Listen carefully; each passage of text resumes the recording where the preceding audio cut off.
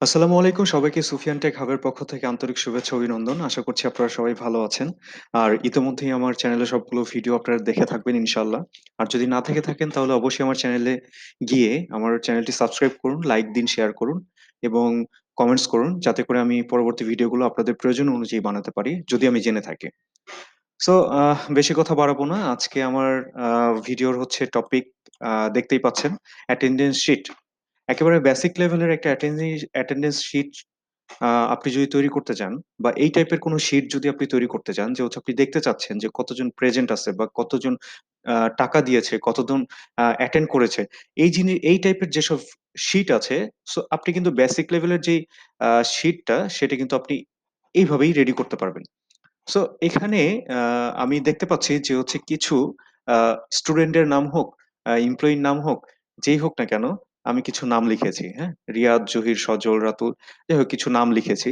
আমি এখানে 1, 2, 3, 4 যেই রোটা দেখতে পাচ্ছেন, এটা অ্যাকচুয়ালি ডেট। আমি মনে করলাম যে কোন মাসের ডেট আছে হচ্ছে কোন মাস ৩০ দিনের একটা মাসকে আমি এখানে লিখেছি। সো এখানে পি দিয়ে বুঝাচ্ছি যে সে প্রেজেন্ট ছিল। ১ তারিখে সে প্রেজেন্ট ছিল, ২ তারিখে সে প্রেজেন্ট ছিল, এই ৭ তারিখে সে অ্যাবসেন্ট হইছে। হ্যাঁ? সো আমি আসলে দেখতে চাই, মাসের শেষে দেখতে চাই যে সে আসলে কতদিন ৩০ দিনের মাসে সে কতদিন প্রেজেন্ট ছিল এবং কতদিন অ্যাবসেন্ট ছিল।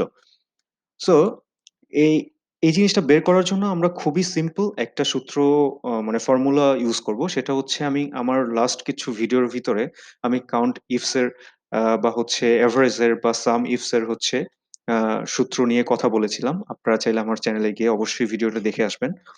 তো এখানে আমরা যেটা আ ফর্মুলা ইউস করব সেটা হচ্ছে কাউন্ট ইফস।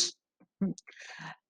এস, এস যুক্ত যে সকল ফর্মুলা আছে এটা আমি অসংখ্য ভিডিওতে বলেছি যে এস যুক্ত যে সকল ফর্মুলা আছে এখানে আপনি লজিক এবং ক্রাইটেরিয়া ২ টাই দিতে পারবেন। এবং ১ এর অধিকও লজিক এবং ক্রাইটেরিয়া আপনারা দিতে পারবেন, সেট করতে পারবেন। সো ইফস, ইফস দেওয়ার পরে আমি কাউন্ট ইফস দেওয়ার পরে আমি ব্র্যাকেট স্টার্ট করলাম। ব্র্যাকেট স্টার্ট করে দেখব যে এখানে সে প্রেজেন্ট। এখানে দেখেন টোটালের ঘরে পি এবং এ দেয়া আছে। মানে প্রেজেন্ট এবং অ্যাবসেন্ট সে কতদিন প্রেজেন্ট ছিল সেটা আমি এখন বের করব। দেখি ১ তারিখ থেকে আমি একেবারে ৩০ তারিখ পর্যন্ত সিলেক্ট করলাম। হ্যাঁ? করে আমাকে কি বলছে এখানে দেখেন ক্রাইটেরিয়া দিতে হবে যে ক্রাইটেরিয়া কি? মানে আমি এই রেঞ্জের ভিতরে কি চাচ্ছি? সো আমি আ ডবল কোটেশন দিলাম দিয়ে পি মানে পি লেখা যতগুলো আছে এটাকে আমি কাউন্ট করতে বলছি। হ্যাঁ? Double quotation. সো সে ৩০ দিনের ভিতরে ২৮ দিন প্রেজেন্ট ছিল।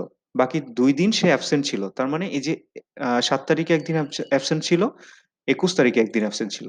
সো এটা আমি আর সবগুলোর জন্য করতে হবে না, জাস্ট ড্রাগ ডাউন করব। হুম? সবার রেজাল্ট এখানে চলে আসছে। এখন আমি সেম ভাবে টা বের করব। দেখি যে অ্যাবসেন্ট কতদিন ছিল সে, হ্যাঁ? সাপোজ এখানে অসংখ্য ডেটা আছে। সো আমি তো এখানে দেখে বললাম যে ৭ তারিখে এবং ২১ তারিখে। কিন্তু অসংখ্য ডেটার ভিতরে কিন্তু আপনার খুঁজে পাওয়াটা খুবই মুশকিল হবে। সেক্ষেত্রে হচ্ছে আমরা যেটা ইউস করব কাউন্ট ইফস ব্র্যাকেট স্টার্ট করে আমি ১ তারিখ থেকে ৩০ তারিখ মানে আপনার যত তারিখ পর্যন্ত দেয়া থাকবে, তত তারিখ পর্যন্ত সিলেক্ট করবেন। সিলেক্ট করার পরে জাস্ট কমা দিব। দিয়ে বলছে ক্রাইটেরিয়া মানে হচ্ছে আপনি এখন কি চাচ্ছেন? আমি এখন চাচ্ছি মানে এর ভিতরে এই যে রোটা আমি সিলেক্ট করেছি এর ভিতরে কতবার আছে মানে হচ্ছে অ্যাবসেন্ট কতবার সে আছে। সো ২, হ্যাঁ? দেখেন এখানে কিন্তু একজন সাপোজ মিম সে কতদিন প্রেজেন্ট ছিল, কতদিন অ্যাবসেন্ট ছিল সেটা কিন্তু চলে আসছে। হ্যাঁ?